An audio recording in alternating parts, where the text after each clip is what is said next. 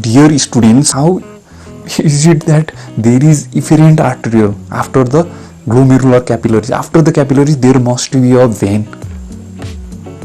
What do you think? What do you think? Why is there is another artery present here? This is important. Why isn't there vein? This is important. As you know, afferent arteriole has a bigger diameter. It is bigger, and efferent arteriole it is little bit smaller. That means large pressure. In large pressure, the blood will come, and in the capillaries they will go. And this is the smaller efferent arteriole, so it will be the less pressure here. Large pressure will come, and smaller pressure is here, and the filtration occurs. And the filtration occurs through the capillaries. That is the single layer. Artery is composed of 3 layers, and capillaries are the single layer. From this single layer, the filtration occurs. And now we'll talk in detail about the mechanism of the urine formation. That is the function of the nephron. Please do watch till the last. Dear students, अब हामी mechanism of urine formation को कुरा गर्छौं. Mechanism of urine formation. Mechanism of urine formation, that is the function of the nephron. That is the function of the nephron. So, to urine to get formed and concentrated, there are mainly the 4 processes. One is the glomerular filtration. के हो? Glomerular filtration. यसलाई के भन्छ? अर्को नाम ultra filtration. Ultra. यसलाई के भन्छ? अल्ट्रा पनि भन्छ. Ultra filtration. हामी डिटेलको त्यसको बारेमा डिटेल कुरा गर्छौं. अर्को भनेको selective रिएब्जर्प्सन. Then is the tubular secretion, and there is the concentration of the urine or the excretion of the urine. Now let us talk about the filtration, glomerular filtration. तपाईलाई थाहा छ किडनीले कति कार्डियक आउटपुट लिन्छ? 25%. About 25%. You know the mnemonics. 25 years old Mr. Kidney went to TU to study MBBS. भनेपछि 25 बाट के आउँछ? 25% of the cardiac output किडनीले लिन्छ. मिस्टर किडनी M बाट के आउँछ? मेटानेफ्रोज. अर्को M बाट के आउँछ? Remember mesodermal. देन R बाट के आउँछ? Retroperitoneal and renal. Mister kidney. अनि TU बाट ट्रान्जिशनल एपिथेलियम, युरिनरी ब्ल्याडर, युरेटर. भनेपछि त्यो निमोनिक्स तपाईलाई याद छ भने 25 years ओल्डले 25% of the cardiac output पनि जनाउँछ र 25 सेन्टिमिटर युरेटरको लेन्थ पनि हुन्छ. So 25% of the cardiac output किडनीले लिन्छ भनेपछि त्यो एप्रोक्सिमेटली क्यालकुलेट गर्यो भने अबाउट 5000 ml चाहिँ कार्डियक आउटपुट छ पर मिनेट. भनेपछि अबाउट 1250 ml चाहिँ पर मिनेट चाहिँ रेनल आर्टरीबाट आफ्रेन्ट आर्टरी हुँदै ग्लोमेरुलसमा जान्छ. र कति फिल्ट्रेट हुन्छ? त्यो मध्ये कति फिल्ट्रेट हुन्छ त? है only about 125 ml per minute. दिनको कति हुन्छ? 180 लिटर पर डे. भनेपछि यति मात्रै फिल्ट्रेट हुन्छ. यति मात्रै फिल्ट्रेट हुन्छ. फिल्ट्रेसन हुनको लागि there must be the pressure. There must be pressure हुनुपर्छ. प्रेसर हुन जरुरत छ. So this is the glomerular capillaries. GC this is glomerular capillaries. This is the Bowman's space. BS for Bowman's space. So in the glomerular capillaries there is the hydrostatic pressure. There is the hydrostatic pressure in the glomerular capillaries, and there is also the oncotic or the osmotic plasma osmotic pressure in the glomerular capillaries. Here due to blood there is the hydrostatic pressure, and due to the proteins present in the blood there is the plasma osmotic pressure. So there is the pressure, and after the filter after here in the Bowman's space, there is the hydrostatic pressure. There is the hydrostatic pressure or the capsular pressure. You can talk about the capsular pressure, or you can talk about the capsular pressure in the Bowman's capsule. Okay, mainly these 3 pressure will form the filtrate, and plasma oncotic pressure in the Bowman's space is 0. So there is no pressure created by the what plasma proteins in the Bowman space, because the protein will not get filtered. So के filter हुँदैन, के filter हुँदैन, filtrate भनेको के हो. So filtrate भनेको blood minus we have the cells, blood minus the cells, RBCs, WBCs, cells हरु filter हुन पाइदैन, RBC, WBC हरु filter हुँदैन. र अर्को भनेको proteins हरु filter हुँदैन, proteins हरु filter हुँदैन. यो चाहिँ याद गर्नुपर्छ. सेल्स प्लस प्लाज्मा प्रोटिन्स हरु filter हुन पाइदैन, तल जान पाइदैन, filtered हुन पाइदैन. यहाँ नै अड्किन्छ र यहाँबाट नै एफरेन्ट आर्टरियल हुँदै सेल्स हरु र प्रोटिन्स हरु एफरेन्ट आर्टरियल हुँदै जान्छ. भनेपछि mainly the plasma gets filtered, mainly the plasma. So यहाँ प्रोटिन भएन भने त यहाँ त प्रोटिनले गरेको प्रेसर हुँदैन. बाउमेन स्पेसमा प्रोटिन नै हुँदैन भने चाहिँ प्रोटिनले प्रेसर जुन चाहिँ प्रेसर दिन्छ त्यो 0 हुन्छ. सो 0.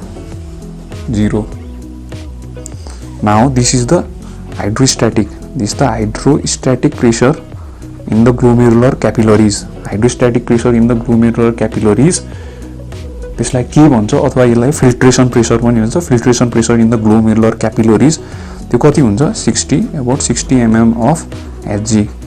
कसैले चाहिँ यसलाई चाहिँ 55 पनि भन्छ, कसैले 60 पनि भन्छ है. भनेपछि 60 भनेपछि यो तल, यसले चाहिँ तल ढकेलिरहेको हुन्छ है. PGC ले चाहिँ तल, फिल्ट्रेटलाई यो चाहिँ पोजिटिभ भन्छ. फिल्ट्रेट मतलब ब्लडलाई चाहिँ फिल्ट्रेसन गर्नलाई मद्दत गर्छ. अर्को भनेको प्लाज्मा अनकोटिक प्रेसर चाहिँ यसले चाहिँ झन् के गर्छ? अपोज गर्छ. त्यो कति हुन्छ? 32 mm of Hg. 32 mm of Hg त्यसले के गर्छ? अपोज गर्छ. र अर्को भनेको hydrostatic pressure in the Bowman space, प्लाज्माले गरेको हाइड्रोस्ट्याटिक प्रेसर इन द बाउ अथवा क्याप्सुलर प्रेसर कति हुन्छ? 18 mm of Hg हुन्छ. यसले पनि अपोज गर्छ. यो प्लाज्मा अनकोटिक प्रेसर यो त 0 भइहाल्यो, इन द बाउन्ड स्पेस 0 भनेपछि यसको कुरै भएन. भनेपछि नेट फिल्ट्रेसन प्रेसर भनेको के हो? PGC भनेपछि hydrostatic pressure in the glomerular capillaries plus कि minus PGC plus PBS. So we have the 60 minus 32 plus 18, that means we have the 10 mm of Hg. So the net filtration pressure is 10 mm of Hg. This net filtration causes the blood to get filtered into the Bowman space. भनेपछि filtration कसरी हुन्छ? यो net filtration प्रेसरले 10 mm of Hg which is going downwards भनेपछि 10 mm of Hg ले गर्दा हुन्छ, downward प्रेसरले गर्दा. भनेपछि we have the hydrostatic pressure in the glomerular capillaries, we have the plasma osmotic pressure in the glomerular capillaries, that is 32 है. is osmotic अथवा oncotic due to plasma proteins in the glomerular capillaries. Then we have the hydrostatic pressure अथवा capsular pressure, hydrostatic pressure in the Bowman space, that is 18. We don't have the plasma osmotic or oncotic pressure in the Bowman space because proteins does not get filtered. Now we'll talk about the selective reabsorption. Selective reabsorption भनेको के हो त्यो तपाईहरुलाई म बुझाउँछु है. यो चाहिँ के गर्छ भन्दाखेरि नेफ्रोनले चाहिँ छानेर चाहिँ जुन चाहिँ तपाईको फिल्ट्रेटबाट जुन चाहिँ आयन्सहरु हुन्छ, जुन चाहिँ सल्युट्सहरु हुन्छ, जुन चाहिँ मेटाबोलाइट्सहरु हुन्छ, जुन चाहिँ शरीरमा चाहिन्छ त्यसलाई के गर्छ? रिएब्जर्प्सन गर्छ. जस्तो कि यता फिल्ट्रेट ग्लोमेरुलर फिल्ट्रेसन रेट हैन कति हुन्छ? 125 ml पर मिनेट. भनेपछि 1 मिनेटमा 125 ml अफ फिल्ट्रेट कहाँ जान्छ? ट्युब्समा जान्छ र एक दिनमा 180 लिटर 180 लिटर पर डे भनेपछि यति जान्छ फिल्ट्रेट. भनेपछि एक दिनमा हामीले चाहिँ 180 लिटर अफ युरिन हुन्छ नि पास गर्छौं त गर्दैनौं. हामीले कति पास गर्छौं त 1 to 1.5 लिटर पर डे. भनेपछि जम्मा 1 देखि धेरै भयो भने 2 लिटर, 1 देखि 1.5 लिटर मात्रै पास गर्छ। 180 लिटरमा भनेपछि जम्मा 0.8% है, जम्मा 0.8% अफ 180 लिटर भनेपछि त्यो कति हो 1 to 1.5 लिटर। त्यो किन भन्दाखेरि नेफ्रोनहरूले के गर्छ, चाहिने जुन चाहिँ फिल्ट्रेटमा चाहिने कुराहरूलाई के गर्छ, रिएब्जर्प्सन गर्छ। केले गर्दा हो यो, रिएब्जर्प्सनले गर्दा हो। रिएब्जर्प्सनले गर्दा युरिन फर्मेसन जम्मा दिनमा कति हुन्छ 1 to 1.5 लिटर। कति फिल्ट्रेट आउँछ 180 लिटर अफ फिल्ट्रेट भनेपछि अब रिएब्जर्प्सन कसरी हुन्छ, यो ट्युबुल्स भयो, ट्युबुल्सबाट कहाँ जान्छ, इन्टरस्टेसियममा जान्छ, इन्टरस्टेसियममा जान्छ, इन्टरस्टेसियमबाट कहाँ जान्छ, यो भनेको के हो क्यापिलरिज, यो भनेको क्यापिलरिज, यो भनेको क्यापिलरिजहरुमा जान्छ।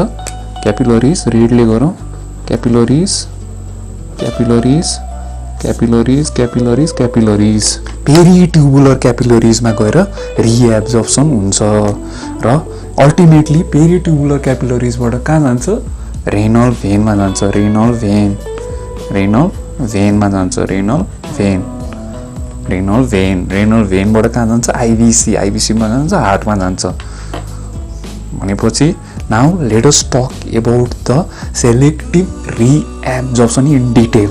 सेलेक्टिभ रिएब्जर्प्सन चाहिँ हामी डिटेलमा कुरा गरौँ। नाउ सेलेक्टिभ रिएब्जर्प्सन र सेलेक्टिभ रिएब्जर्प्सनको कुरा गर्दाखेरि प्रोक्सिमल कन्भोल्युटेड ट्युबुलमा ओभरअल रिएब्जर्प्सन टोटल रिएब्जर्प्सनको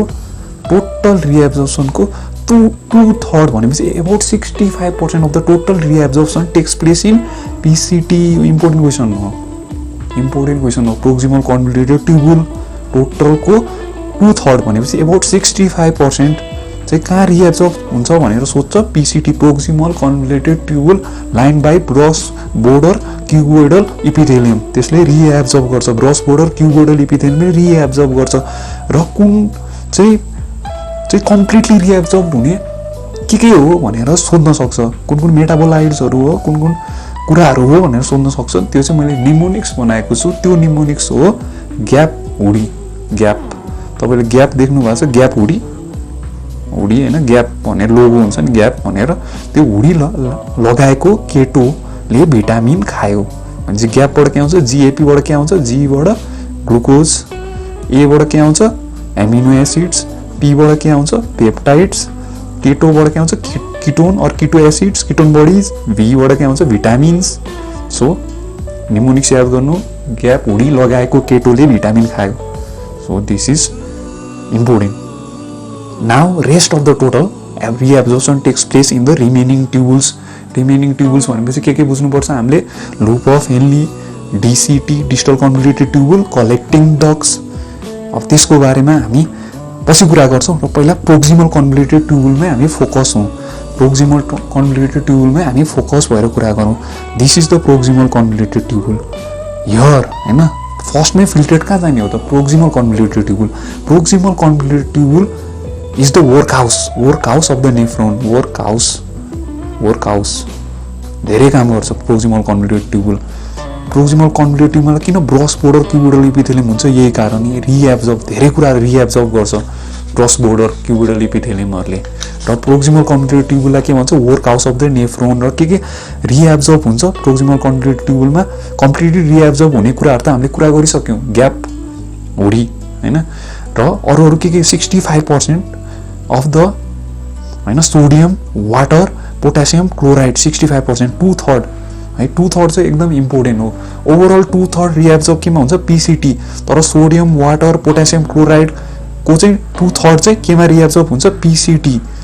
र बाइकार्बोनेटको 80% केमा रिएब्जर्ब हुन्छ, पीसीटी। युरिक एसिडको 90% पीसीटीमा। भनेपछि याद गर्नु, सोडियम, वाटर चाहिँ एकदम इम्पोर्टेन्ट छ, सोध्न सक्छ। सोडियम र वाटर चाहिँ 65% चाहिँ पीसीटीमा रिएब्जर्ब हुन्छ र बाँकी चाहिँ लुप अफ हेनलीमा, डिसिटीमा, कलेक्टिङ डक्टमा रिएब्जर्ब हुन्छ। भने पीसीटीको बारेमा याद गर्नुभयो। पीसीटी भनेको एकदम इम्पोर्टेन्ट हो, रिएब्जर्प्सनको लागि पनि एकदम इम्पोर्टेन्ट, सेक्रेसनको लागि पनि एकदम इम्पोर्टेन्ट। ट्युबुलर सेक्रेसनमा नै हामी प्रोक्सिमल कन्भोल्युटेड ट्युबुलको बारेमा कुरा गर्छौँ, किनभने त्यहाँ चाहिँ इन्टरस्टेसियमबाट ट्युबुल्समा चाहिँ ड्रग्सहरूदेखि लिएर अरू मेटाबोलाइट्सहरूदेखि लिएर different particles are release in the tubules that gets excreted in the urine. अब हामी कुरा गरौँ loop of Henle. Loop of Henle is very important र लुप अफ हेनलीको हामीले कुरा गरौँ। This is the loop of Henle. Okay, this is the loop of Henle. Loop जस्तै छ नि त loop. This is the descending, this is the descending, descending, this is the ascending, this is the ascending. भनेपछि loop of हेनलीको दुईटा main part हुन्छ, एउटा descending loop of Henley, एउटा ascending loop of Henley. Descending पनि दुईटा भागमा हुन्छ, एउटा thick, this is the thick portion, this is the thin portion है। थिक पोर्सन, थिन पोर्सन भनेपछि thick descending loop of Henle, thin descending loop of Henle, thin ascending loop of Henle, thick ascending loop of Henley भनेपछि mainly चारवटा। तर mainly तपाईँहरू descending र ascending मात्रै याद गर्नुहोस्, क्वेसन त्योसँग रिलेटेड सोध्छ। भनेपछि loop of Henle, loop of Henle, Henle loop of हेनलीमा के हुन्छ भन्दाखेरि यहाँ फिल्ट्रेट जान्छ, फिल्ट्रेट जान्छ पिसिटीबाट एबाउट 65% पिसिटीमा रिएब्जर्ब भइसक्यो फिल्ट्रेट टोटल रिएब्जर्प्सनको। अब 65%, अब रिमेनिङ चाहिँ कहाँ अरू ट्युबुल्सहरूमा रिएब्जर्ब हुन्छ र लुप अफ हेनली पनि एउटा रिमेनिङ ट्युबुल हो जहाँ चाहिँ के हुन्छ भन्दाखेरि यो सुरुमा डिसेन्डिङ लुप अफ हेनलीमा चाहिँ के हुन्छ water, water, this is very important है, this is very important. Water gets reabsorb, water, water gets reabsorb भनेपछि फिल्ट्रेटबाट वाटरहरू कहाँ जान्छ बाहिर इन्टरस्टेसियममा जान्छ। इन्टरस्टेसियमबाट के जान्छ यो पेरिट्युबुलर क्यापिलरिजहरूमा जान्छ। Peritubular capillaries around the loop of Henle are called peritubular capillaries, this is the peritubular capillaries around the loop of Henle are called vasa recta, भासा रेक्टा, भासा रेक्टामा गएर रिएब्जर्ब हुन्छ वाटर। भनेपछि वाटर तपाईँको वाटरको फ्लो थाहा छ, वाटर कसरी फ्लो गर्छ भनेर। वाटर कसरी फ्लो हुन्छ, वाटर डाउनवर्ड डिरेक्सन। भनेपछि वाटर भनेको अक्रस द ग्राभिटी होइन, against the gravity water flow गर्न सक्दैन नेचुरली। नेचुरली के हुन्छ खोलाहरू होइन, खोलाहरू पनि माथिदेखि माउन्टेनदेखि होइन भ्याली हुँदै होइन चाहिँ बेसतिर होइन बेसीतिर जान्छ। भनेपछि तलतिर जान्छ होइन, तलतिर जान्छ, माथिदेखि वाटरहरू तलतिर जान्छ। भनेपछि त्यसै गरी यहाँ पनि तपाईँले याद गर्ने चाहिँ के हो भन्दाखेरि वाटर चाहिँ कहाँ रिएब्जर्ब हुन्छ डिसेन्डिङमा कि एसेन्डिङमा कन्फ्युज भयो भने त्यो याद गर्ने तरिका चाहिँ के हो भने वाटर, वाटर डिसेन्ड गर्छ, वाटर डिसेन्ड गर्छ, एसेन्ड गर्दैन।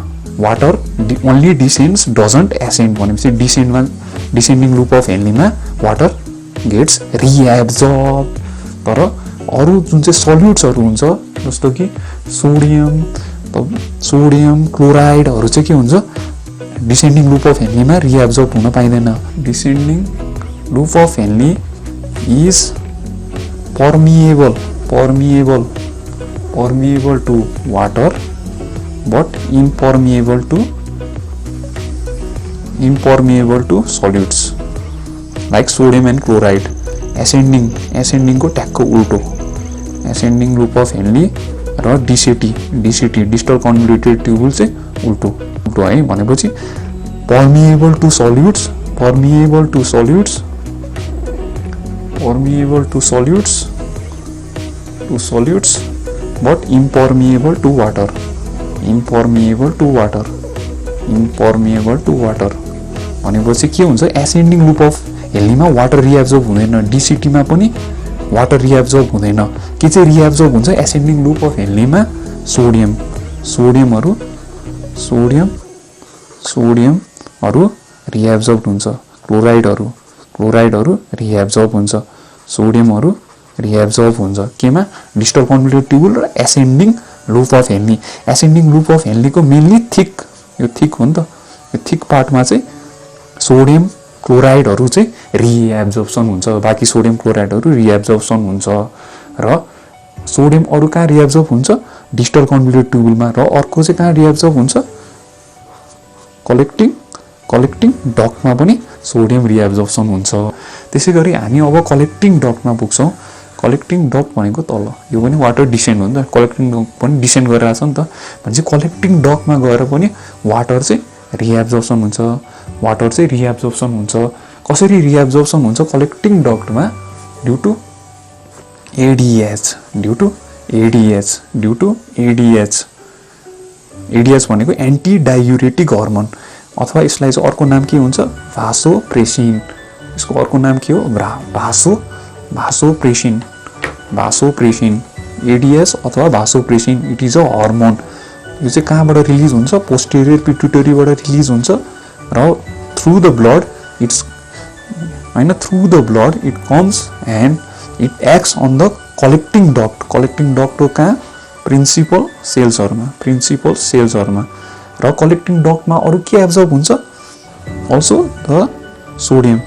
The sodium gets absorb due to aldosterone hormone aldosterone hormone कहाँबाट रिलिज गर्छ एड्रिनल ग्ल्यान्डबाट ए फर एड्रिनल ग्ल्यान्डले एल्डोस्टेरोन हर्मोन रिलिज गर्छ हामी इन्डोक्राइन सिस्टममा डिटेल पढ्छौँ र एल्डोस्टेरोनले चाहिँ सोडियम रिएब्जर्प्सन गर्न पनि मद्दत गर्छ है सोडियम वाटर रिएब्जर्प्सन गर्छ एल्डोस्टेरोनको काम भनेको सोडियम प्लस दुवै वाटर रिएब्जर्प्सन गर्छ र वाटर अरू कलेक्टिङ डक्टमा रिएब्जर्ब हुने कारण भनेको एडिएच अथवा भासोप्रेसिनले गर्दा रिएब्जर्ब हुन्छ थ्रु द एक्वापोरिन च्यानल्स चाहिँ वाटर रिएब्जर्ब हुन्छ कहाँ जान्छ इन्टरस्टेसियममा जान्छ इन्टरस्टेसियमबाट कहाँ चाहिँ रिएब्जर्ब हुन्छ पेरिट्युबुलर क्यापिलरिजमा रिएब्जर्प्सन हुन्छ यो चाहिँ के हो पेरिट्युबुलर क्यापिलरिज र यो चाहिँ कहाँ जान्छ finally it goes into the renal भेनमा जान्छ भनेपछि यो तपाईँले रिएब्जर्प्सनको पार्ट त बुझ्नुभयो सेलेक्टिभ रिएब्जर्प्सन बुझ्नुभयो We'll talk about the tubular secretion. Tubular secretion easy छ धेरै इम्पोर्टेन्ट छैन के भन्दाखेरि पीसीटीमै गएर धेरै कुराहरू सेक्रेट हुन्छ के क्रेटिनाइनहरू ड्रग्सहरू हिपोरिक एसिडहरू चाहिँ कहाँ गएर सेक्रेट हुन्छ पीसीटीमा गएर सेक्रेट हुन्छ कहाँबाट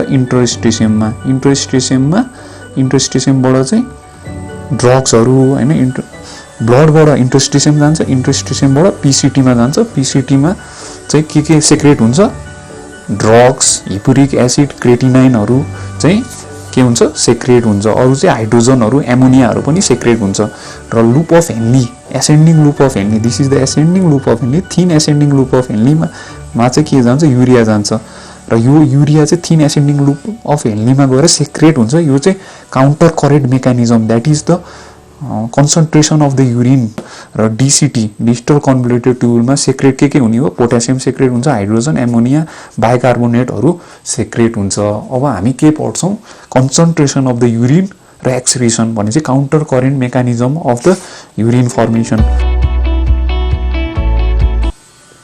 हामी यो बिगिनिङमै जाउँ this the loop of Henley and this the loop of Henle ascending loop of Henley descending loop of Henley अब जब पीसीटीबाट फिल्ट्रेट जान्छ यहाँ चाहिँ के हुन्छ अस्मोल्यारिटीको कुरा आउँछ अस्मोल्यारिटी 300 मिली अस्मोल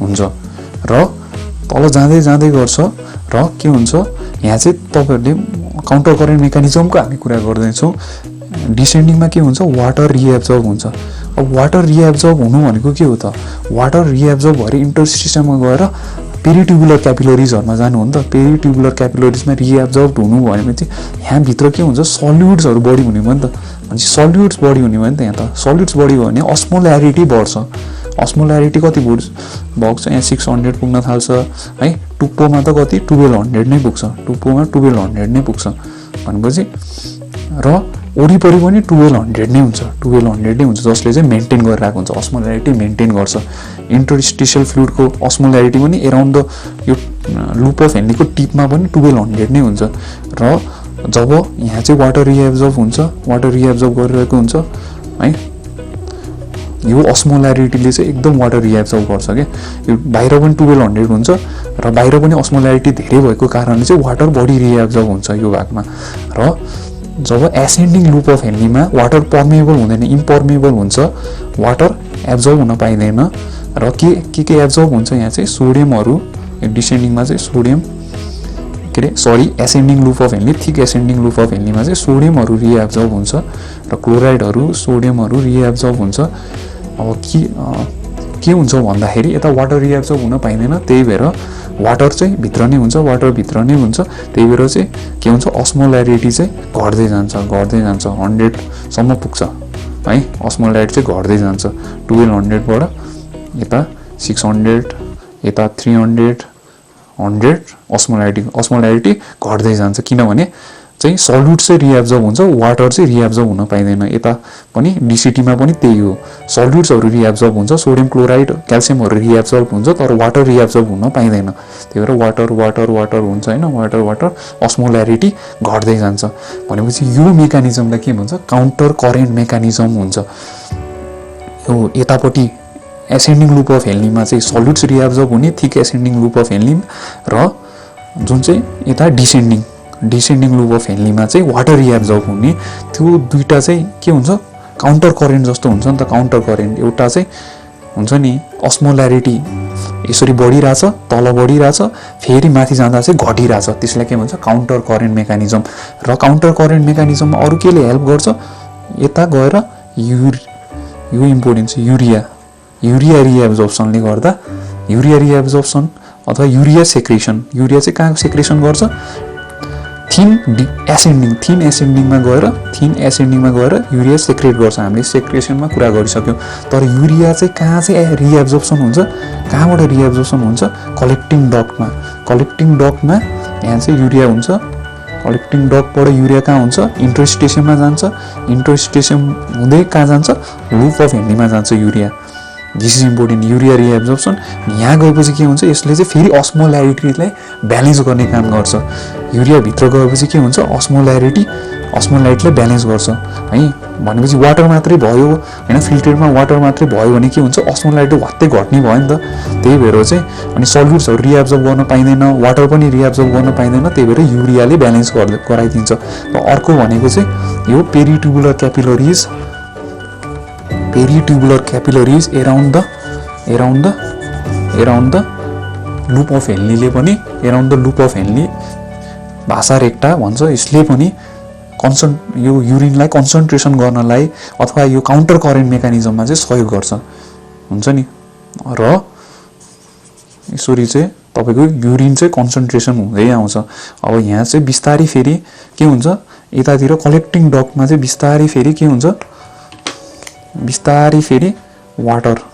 वाटरहरू रिएब्जर्ब हुन्छ होइन, वाटरहरू रिएब्जर्ब हुन्छ कलेक्टिङ डक्ट केले गर्दा भासोप्रेसिन एल्डोस्टेरोनले गर्दा, र सोडियमहरू पनि रिएब्जर्ब हुन्छ। यसरी चाहिँ युरिन चाहिँ के हुन्छ कन्सन्ट्रेसन हुन्छ, यसरी चाहिँ युरिन चाहिँ कन्सन्ट्रेसन हुन्छ। अब युरिन चाहिँ फाइनली डक्टर बेलिनी भएर चाहिँ पास गर्छ र युरिन चाहिँ भ्यारिएबल हुन्छ, युरिनको अस्मोल्यारिटी चाहिँ भ्यारिएबल हुन्छ। अब म्याक्सिमम 1200 पनि पुग्न सक्छ, मिनिमम चाहिँ 100 अथवा 200 होइन, 200 to 1200 मिली अस्मोल्यारिटी होइन, यति पुग्न सक्छ भनेपछि भ्यारिएबल हुन्छ। अब तपाईँहरूले चाहिँ धेरै पानी पिउनु भयो, एकदम बढी पानी पिउनु भयो भनेपछि के हुन्छ युरिन चाहिँ के हुन्छ, युरिनको चाहिँ डाइल्युटेड युरिन होइन, मेनली पानीले भरेको युरिन चाहिँ प्रड्युस हुन्छ। तर पानी त एकदम डेजर्टमा हुनुहुन्छ, तपाईँ डेजर्टमा हुनुहुन्छ, पानी एकदम कम पिउनु भएको छ भनेपछि तपाईँको कन्सन्ट्रेटेड युरिन चाहिँ तपाईँको चाहिँ फ्लो हुन्छ। तपाईँले पनि याद गर्नु भएको होला, यदि तपाईँले चाहिँ पानी कम खानु भएको छ त्यो दिनमा भनेपछि तपाईँको युरिन चाहिँ क्लियर हुँदैन, एलोइस हुन्छ होइन, त्यो चाहिँ के हो कन्सन्ट्रेटेड युरिन हो। तर एकदम तपाईँले त्यो दिन चाहिँ एकदम पानी बढी खानु भएको छ भने क्लियर युरिन चाहिँ पास हुन्छ, त्यो भनेको डाइल्युटेड युरिन हो, त्यो भनेको लो अस्मोल्यारिटी युरिन हो। We have talk about the mechanism of urine formation and concentration of the urine र excretion of the urine. Finally the urine gets excreted. Now युरिनको कलर होइन, युरिनको कलर के हुन्छ, युरिनको कलर केले गर्दा हुन्छ त, त्यो तपाईँले एलोइस कहिलेकाहीँ एलोइस देखिन्छ नि, त्यो चाहिँ केले गर्दा युरोक्रोमले गर्दा। Urochrome is a pigment, it is a breakdown of हेमोग्लोबिनले ब्रेकडाउन गरेको प्रडक्ट हो युरोक्रोमले गर्दा। युरिन चाहिँ 1 to 1.5 लिटर पर डे चाहिँ पास गर्छ है, 1 to 1.5 लिटर पर डे। र अर्को भनेको चाहिँ युरिनमा 95% वाटर हुन्छ र 5% चाहिँ रिमेनिङ सल्युट्स 95% वाटर 5% सल्युट्स हुन्छ र युरिनको पिएच सोध्न सक्छ कहिलेकाहीँ एभरेजमा 6 हो एभरेजमा 6 याद गर्नु है 4 to 8 हुन्छ रेन्जमा चाहिँ 4 to 8 हो तर एभरेजमा चाहिँ 6 युरिनको पिएच चाहिँ 6 याद गर्ने एकदम इम्पोर्टेन्ट हो युरिनको पिएच सोध्न सक्छ स्पेसिफिक ग्राभिटी कहिलेकाहीँ स्पेसिफिक ग्राभिटी पनि सोध्न सक्छ specific gravity of the urine is 1.015 to 1.025 है 1.015 to 1.025 भन्छ युरिनमा चाहिँ नर्मली युरिनमा चाहिँ के पास हुन्छ भन्दाखेरि नर्मली के पाइन्छ क्रिटिनाइनहरू पाइन्छ नाइट्रोजनहरू पाइन्छ एमोनियाहरू पाइन्छ युरिक एसिड पाइन्छ हिपोरिक एसिडहरू पाइन्छ युरिया पाइन्छ नर्मली त्योहरू पाउन सक्छ र युरिनमा प्रोटिन्स चाहिँ पाइँदैन इम्पोर्टेन्ट भनेको प्रोटिन्स हुँदैन ग्लुकोज हुँदैन र युरिनमा के हुँदैन ग्लुकोज नर्मली ग्लुकोज पाइँदैन प्रोटिन्स पाइँदैन यदि ग्लुकोज र प्रोटिन्स चाहिँ युरिनमा गयो भने that is the abnormal urine that is the abnormal urine त्यसलाई के भन्छ हामीले अनि ब्लड सेल्सहरू पनि जान्न पाइँदैन ब्लड सेल्स आरबिसी डब्लुबिसिजहरू पनि जान पाइँदैन आरबिसिज डब्लुबिसिजहरू पनि जान पाइँदैन किटोन बडिजहरू पनि जान पाइँदैन अर्को भनेको आरबिसी डब्लुबिसिज हेमोग्लोबिन किटोन बडिजहरू चाहिँ जान पाइँदैन युरिनमा नर्मली यदि गयो भने चाहिँ के हो एबनर्मल हो यदि चाहिँ ब्लड सेल्सहरू युरिनमा ब्लड सेल्सहरू देख्यो भने त्यसलाई के भन्छ त्यसलाई हेमाट्युरिया भन्छ त्यसलाई हेमाट्युरिया भन्छ it is a haematuria blood cells in urine है अर्को भनेको यदि ग्लुकोज देख्यो भने के भन्छ ग्लाइकोस युरिया यदि ग्लुकोज देख्यो भने के भन्छ ग्लाइकोस युरिया ग्लुकोज यदि प्रोटिन देख्यो भने प्रोटिन युरिया नामबाटै छ प्रोटिन युरिनमा देख्यो भने प्रोटिन युरिया किटोन देख्यो भने किटोन युरिया किटोन बडिजहरू देख्यो भने किटोन युरिया हेमोग्लोबिन देख्यो भने हेमोग्लोबिन युरिया यो चाहिँ हेमोग्लोबिन देख्यो भने हेमोग्लोबिन युरिया र युरिनमा पस सेल्सहरू पनि हुँदैन ब्ल्याडर भनेको क्लियर हुन्छ पस सेल्सहरू हुँदैन पस सेल्स भनेको के हो ब्याक्टेरियाहरूले प्रड्युस गर्ने हो पस सेल्सहरू मेनली ब्याक्टेरियाहरूले प्रड्युस गर्छ ब्याक्टेरिया किटाणुहरूले प्रड्युस गर्छ ब्ल्याडरमा किटाणुहरू हुँदैन तर किटाणुहरू भयो भने पस सेल्स रिलिज गर्छ ब्ल्याडरमा र इन्फेक्सन हुन्छ र यदि पस सेल्सहरू युरिनमा देख्यो भने त्यसलाई के भन्छ pyuria P for pus cells P for pyuria भन्छ pus cells in urine is pyuria चाहिँ इन्फेक्सन भएको छ युरिनरी ट्र्याक्टमा जस्तो कि ब्ल्याडरमा किडनीमा अथवा युरेथ्रामा यदि इन्फेक्सन भयो ब्याक्टेरियाहरू प्रेजेन्ट भयो भने त्यसलाई के भन्छ युरिनरी ट्र्याक्ट इन्फेक्सन भन्छ युरिनरी ट्र्याक्ट इन्फेक्सन र हामीले चाहिँ डिटेल युरिनको पनि हामीले डिटेल कुरा गऱ्यौँ एक्सक्रिसन पनि कुरा गऱ्यौँ र तपाईहरुलाई यो भिडियो कस्तो लाग्यो यदि मन पर्यो भने please do subscribe do hit the notification bell icon do share do like comment गरिदिनु होला